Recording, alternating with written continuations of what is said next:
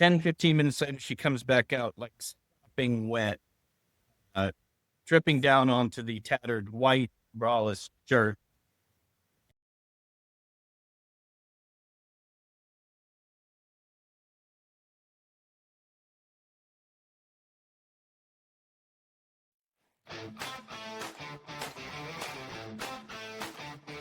Welcome to Unhinged and On-Call, where the pets are unpredictable, the clients are intense, and the stories are wilder than a Jack Russell on espresso. I'm Chelsea, your resident veterinarian with a front row seat to the chaos. And I'm Trish, a registered vet tech and expert in surviving the madness with a syringe in one hand and snacks in the other. We're here to share the wonderful, weird, and downright unhinged realities of life in vet med. So grab your stethoscope and maybe a drink, because let's face it, this field will break your heart, heal your soul, and then try to bite you all before lunch. Buckle up for some chaos and a whole lot of support for the folks riding this emotional roller coaster right along with us, because these vet truck confessions are about to get wild. Welcome, guys. Trish, how's your week been going? Good. I'm trying to.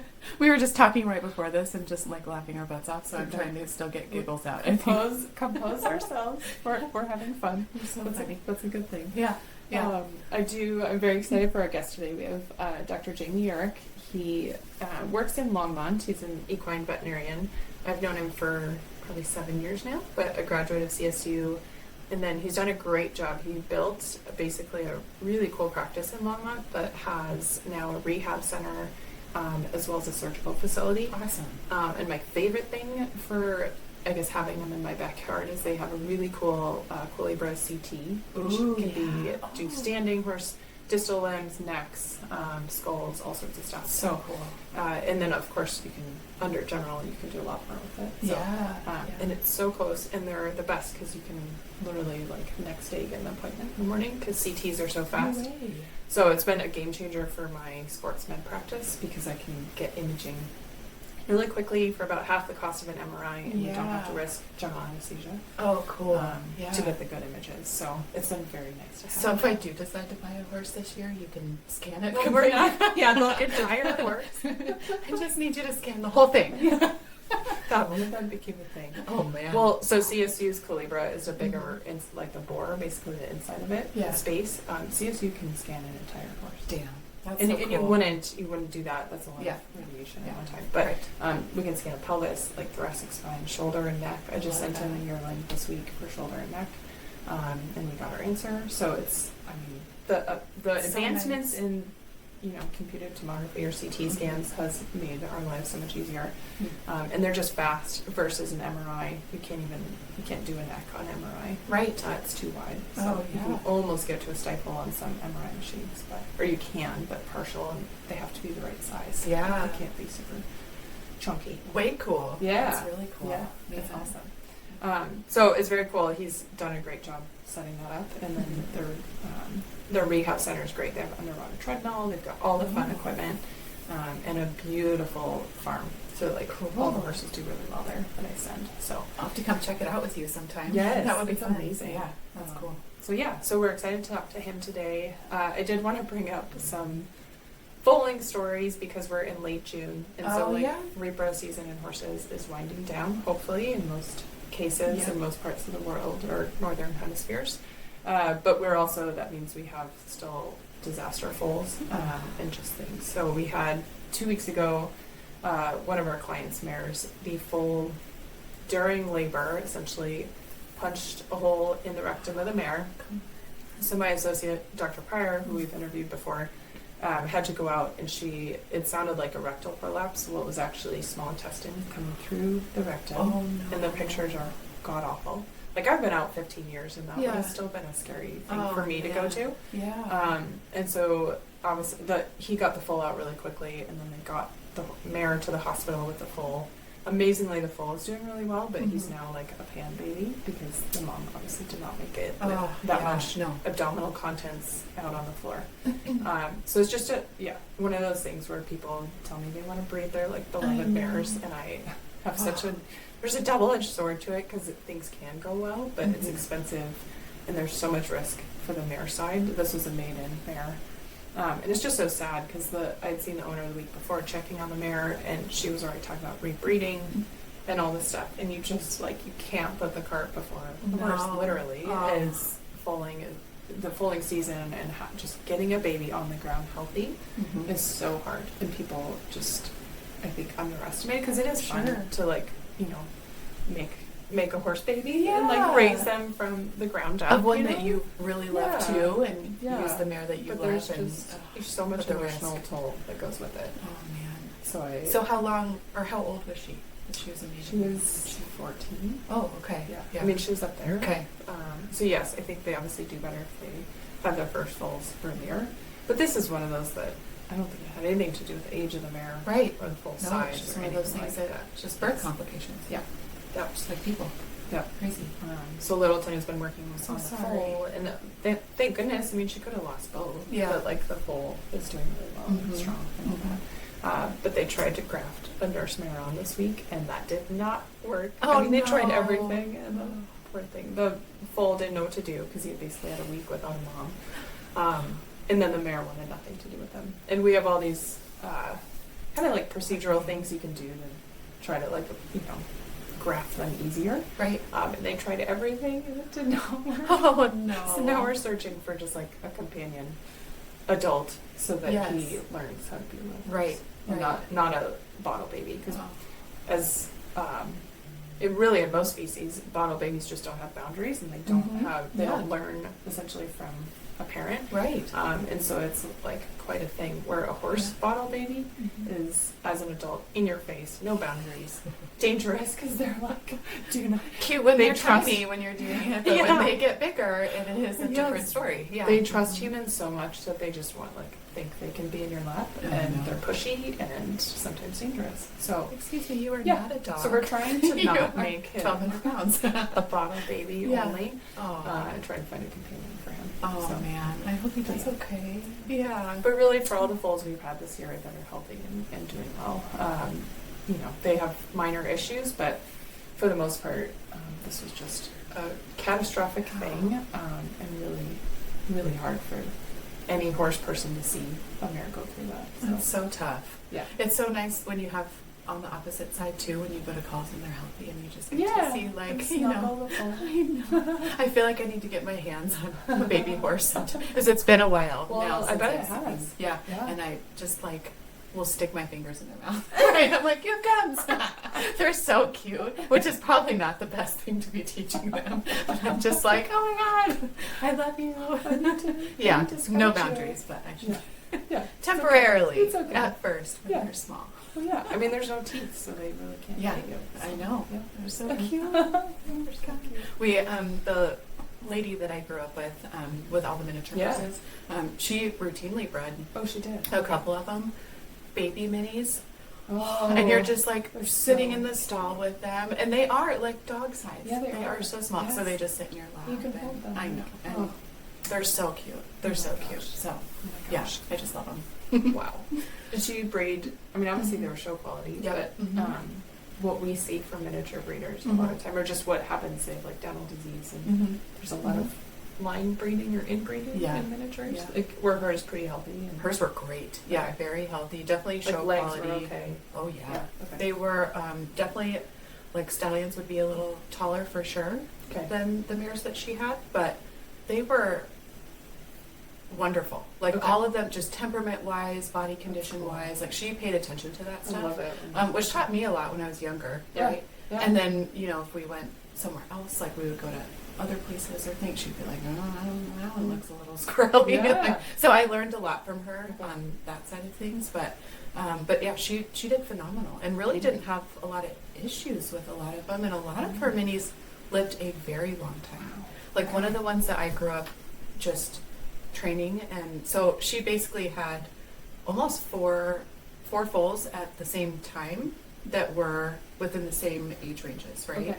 And so me and a few other girls that were out there on the regular, all the time, you were almost assigned one of them. It was take care of. when you were younger, it was your horse then, even though she obviously owned them. But so Tabasco was mine, this little buckskin. I'll show you a picture, but little buckskin mini, and he was the best. And I think I talked to her the last time I talked to her was actually a little while ago, like a year and a half ago, but he was almost 30. Oh my Like, gosh. yeah, he just, I mean, she takes phenomenal care of them. Yeah. Whoa. And a lot of them were like that there. Wow. So, long lives and, yeah, That's cool. routine work and all that. So, I love that. great, yeah. Well, some people have the eye for like breeding and seeing how they Yeah. can tweak things and all that, and then I don't.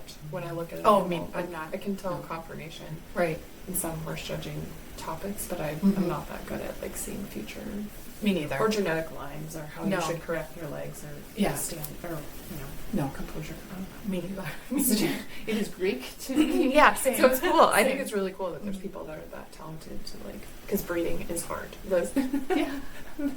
The snippet for the day is breeding horses is hard. Yeah. And yeah. you never know what you're going to get. And you Right. spend a lot of money and effort getting them bred Yeah. and Yeah. carrying them, Yeah. getting them to carry to term and foal on the ground and all that. And True. then you have to wait freaking 4 years Yeah. essentially for them to be able to. I mean, you have to be working on the ground with Like them on the ground during with that them, yeah. time. Mm-hmm. But you still have many years for them to like fall in a hole and break their leg or colic. Seriously. Or cut themselves open. That's or, the whole thing about horses. It just- you know, just- it could be $1 million horse and it Yes. just breaks its leg one day. Yeah.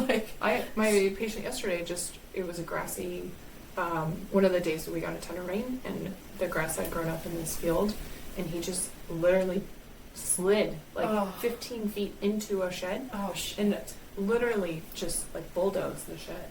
Oh my And so god. we're treating like his essentially ribs have a bunch of swelling and all this stuff is going on.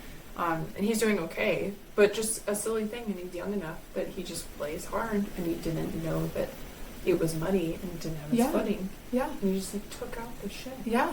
Yeah. Well, this So- guy, Cornetto. Yeah. He my old horse recently passed away, and he was with a different owner at the time too. And it's just I was talking with her, and it's just one of those freak accidents. Like he literally was just playing with his friends and bucked a little too high and came down wrong. That's all and it was. Yeah, he was Oh just my God. playing hard. Like he did have kissing spine stuff and a bunch of other things that she was managing very well, and she was so great She to did a him. great And job. yeah, she did such a great job with him.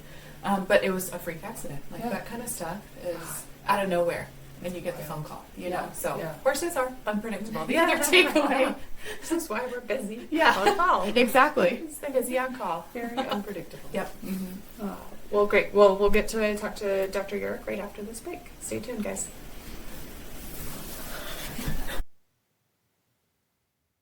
This episode is brought to you by our friends at VetCS, your go-to for veterinarian-developed CBD and wellness products for your pets and horses. Founded by veterinary professionals, VetCS offers science-backed formulas made with premium hemp extracts to support calm behavior, joint health, and overall wellness, whether you're in the clinic or out at the barn. VetCS is all about helping animals live better naturally. Want to see what they're all about? Head over to vetcs.com to explore their full line of CBD products. Well, thank you, Dr. Urick, for joining us today. We're super excited to chat with you. We would love to hear a little bit more about how you got into vet med. Grew up riding horses, cutting horses in Boulder, Colorado, and then ultimately went to vet school, decided that at, 9 years old, that this is what I was going to do. Finishing vet school at Colorado State in 2009, and then went to work for a local practice, a 2-vet practice, for 2 years after school.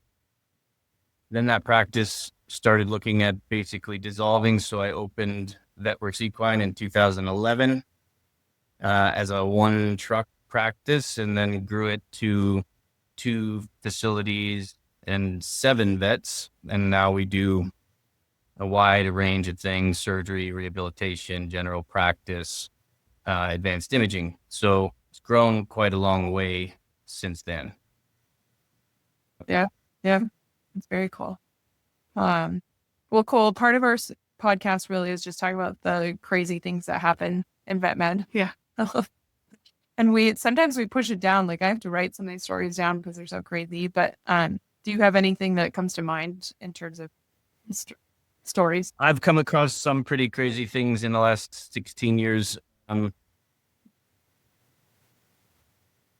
One good one, we had a client, very, very wealthy client, Forbes list wealthy, and I didn't know who they were. So we were called on referral to breed mares for them one year.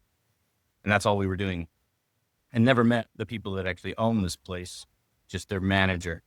So we would come in the mornings, do breeding, got all the mares bred, saw them next year. And I've only ever met like the support staff around there and the manager. That's it. Don't know who they are, but obviously they're wealthy. There's a 25,000 square foot mansion. There's 800 acres in the middle of Boulder, like crazy.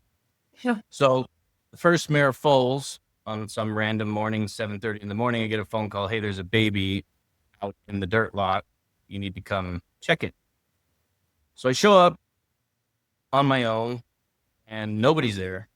There's a mare with a retained placenta sitting there, a dry baby up and nursing. And then I'm walking up and there's a woman sitting on the ground holding an iPad, barefoot, like sweat shorts, tattered, like ATDC shirt with holes in it. No bra, definitely not. Specifically. And it's sitting on the ground. And I'm like, okay, right. Well, I'm so-and-so, I own the place. And I'm like, okay. So immediately I'm starting to describe what's wrong with the mare. We have to get this taken care of relatively quickly. She stops me.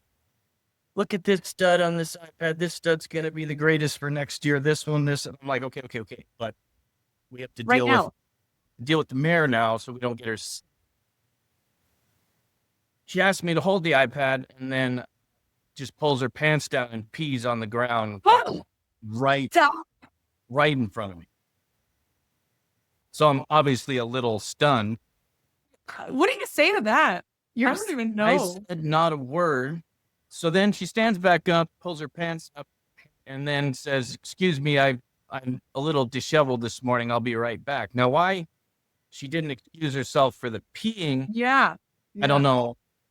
So she disappears through like 50-foot tall stand of trees, which at the time, that's on the other side of it is where this gigantic mansion lies. You can't even see it through the trees. Okay. 10, 15 minutes later, she comes back out like sopping wet, dripping down onto the tattered white braless shirt. Oh, she like, likes you. Yeah, she dripping likes the wet. white shirt. Yeah, she likes you. So she said, sorry, I just had to freshen up and dunk my head in the pool. I'm much more awake now. So then What is she on? Yeah, Like, do I you was gonna feel say like- this sounds like Is she like drugs. twitchy? Right. yes, Yeah. Itchy. she on something. Yes. Whoa. So then I'm starting to, I don't even know who they are, but obviously there's somebody. So then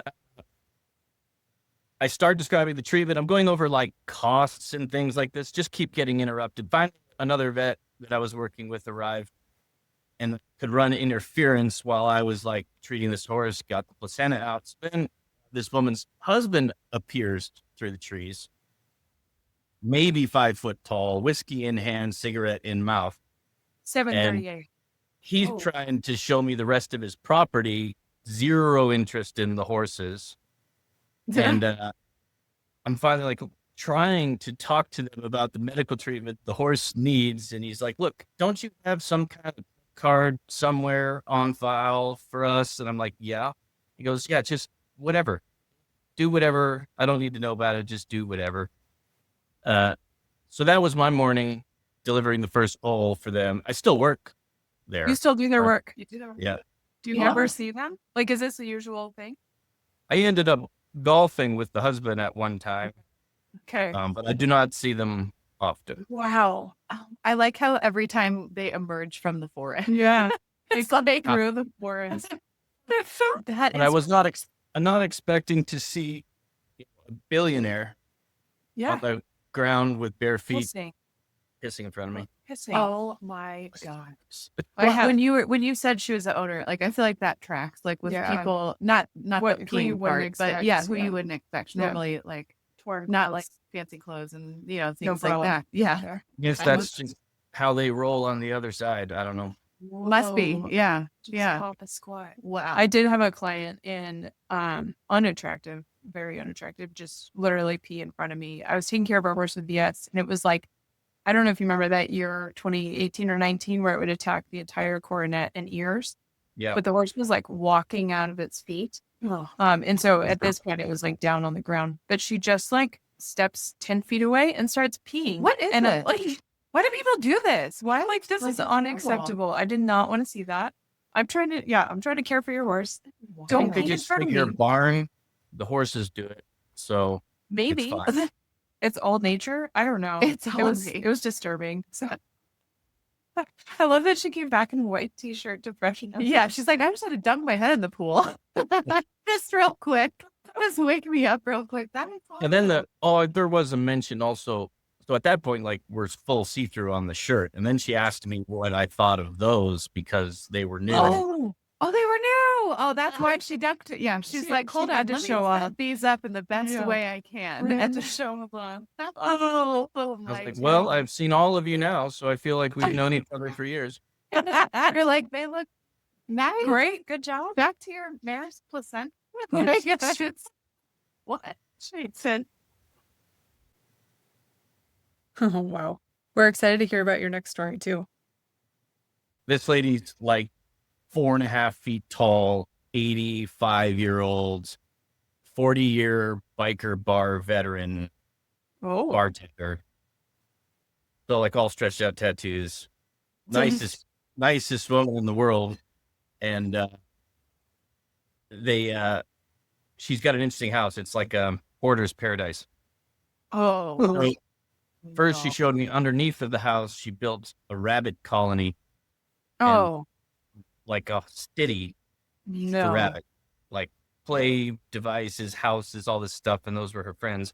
And then inside the house was I don't know, middle of the night type of colic, running fluids and all that.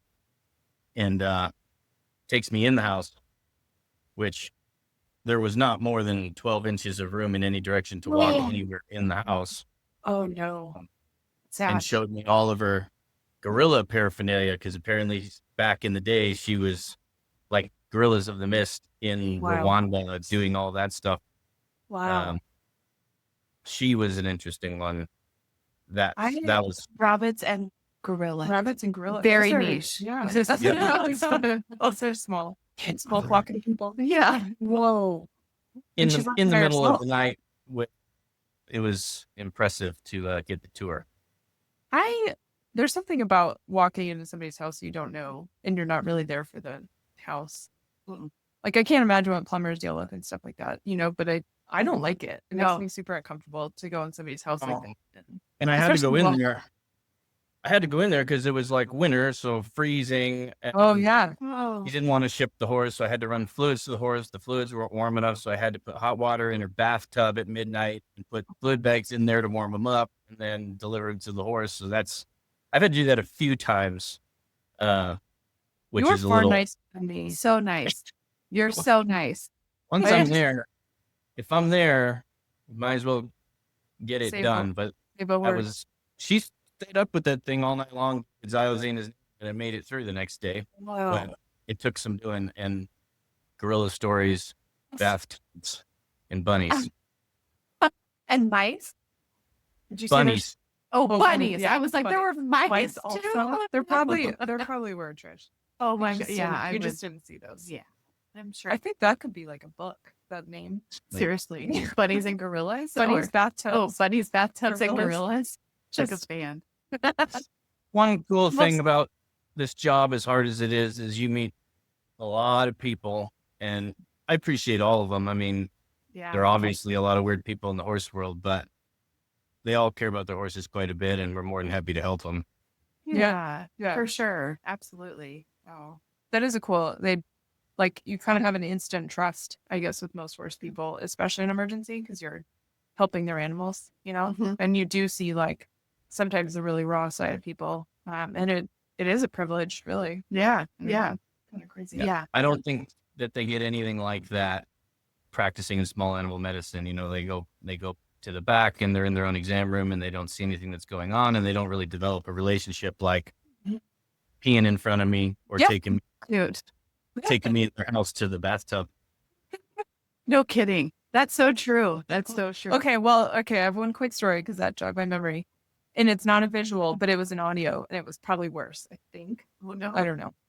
In small animal in Wisconsin, I had a client, and I was getting, all I needed was an estimate to get signed. Her dog had a foreign body, and we just needed to go in, whatever. Someone else brought the dog in. We saw our own emergencies then with small animal.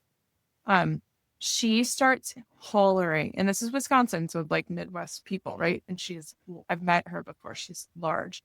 She is on the shitter at Golden Corral. She is yelling because somebody's trying to come in the stall. She's like, I'm trying to take a shit. How did you know it's Golden Corral? Oh, she said, oh no. It's very open. Midwestern people, very open. And there's somebody, I don't know if the bathroom is like, whatever, but there was audio, guys, and I didn't want to hear it. And I was just like, why don't you call me back at another time, man? Like, Either mute yourself or hang up, ma'am. Well, you're finished. she thought it was totally acceptable to stay on their phone talking to me about her dog's medical procedure. And she, like, it was bad. Did And you then I'm ask? sure, I don't go to Did you Golden ask Corral, what but brands you had? What's that? what'd you say? Did she enlighten you as to the quality of the smell and everything, or just? Let me fully describe everything to you right now. I think I hung up too fast. I was like, call me back. Okay, bye. Not okay. I'm not here for that. But yeah, I didn't get a visual. Thank God. I mean, just terrible. But Wow, you guys. it's the ups and downs. Seriously. I mean, at least there's some humor in it, really. I mean, Yeah. Gotta find the funny. it lightens up a little bit. That's true. That's So, true. Oh my yeah. God. Yeah, it's rare that there's a really bad experience with somebody who's, you cannot deal with, or that is really combative or whatever. That's few and far between. Yeah. Yes. We've only had a handful of people that we quote might fire because of the way they behave, and that's less than a handful in my career. Yeah. Yeah. I mean, they're good people. It's just Yeah. interesting circumstances. Yeah. Not experience this. Yes. Cool. Well, thank you for your time today. We thoroughly enjoyed your stories. Yes. Welcome. Thank you so much. All right. We'll talk to you soon. Take care. All right, right. See Bye. you later. Bye.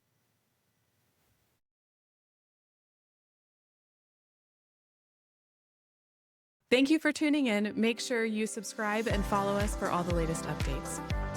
Unhinged and On-Call isn't just a podcast. It's a lifeline for every veterinary professional barely holding it together with vet wrap and caffeine. Somewhere out there, another tech, vet, or assistant is deep in the same chaos, dodging poop, managing meltdowns, and wondering if they're the only one unraveling. You're not. Whether you're laughing or crying or rage cleaning your truck, you've got a whole tribe behind you. You're unhinged, but never alone.